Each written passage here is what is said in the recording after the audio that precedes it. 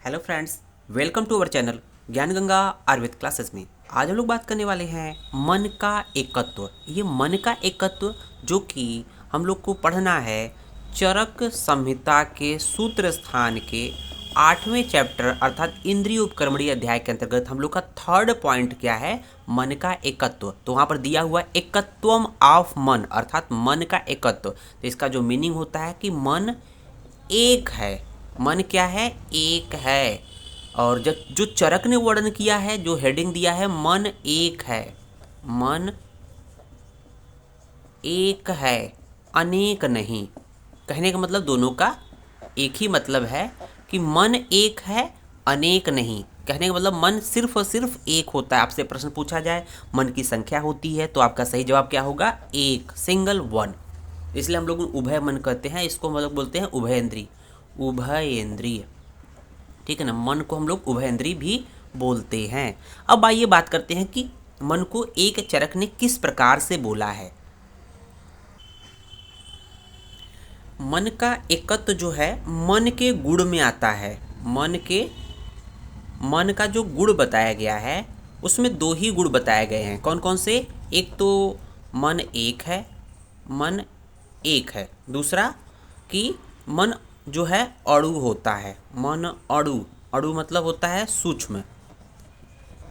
मन एक है और सूक्ष्म होता है, अणु रूप में होता है। तो इसको हम लोग समझेंगे कि क्यों बोला है चरक ने। तो उन्होंने क्लियर कट कहा है कि अणु और एक होने से, अणु और एक होने से होता क्या है? अणु और एक होने से भी वह एक समय में अपने अपने विषयों को एक साथ ग्रहण नहीं कर पाता। अगर बात करें मन के विषय तो कई होते हैं। मन के विषय कौन कौन से होते हैं?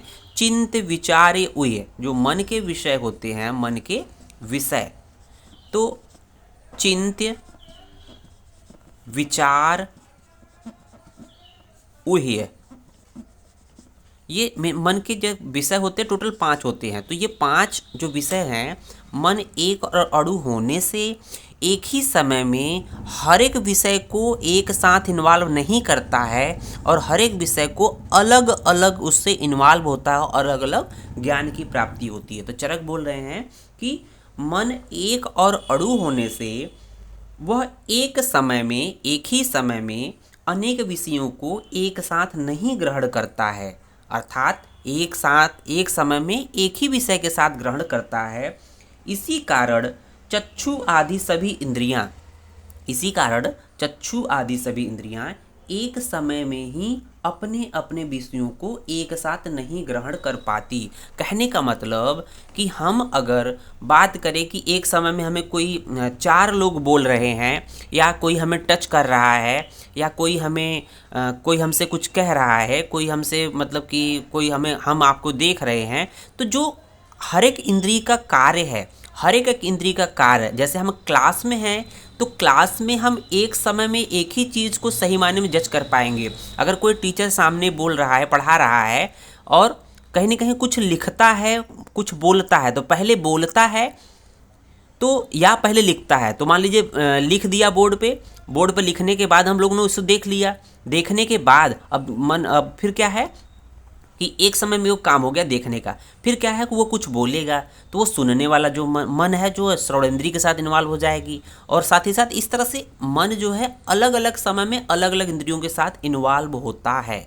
लेकिन ये इन्वॉल्वमेंट इतना फास्ट होता है और अणु होने की वजह से हमें पता ही नहीं चल पाता है कि इतना कम समय में हम उसको डिफ्रेंशिएट कर पाते हैं। तो इसको हम लोग एक छोटे से एग्जाम्पल से समझाते हैं कि इसमें अगर मान लीजिए 100 पत्ते को,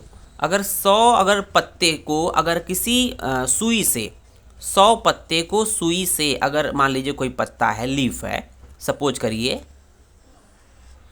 कोई लीफ है अगर ये इस तरह से, और 100 पत्तों को एक के ऊपर दूसरा कर दिए और इसको हम लोग एक सुई से एक बार में छेद करें।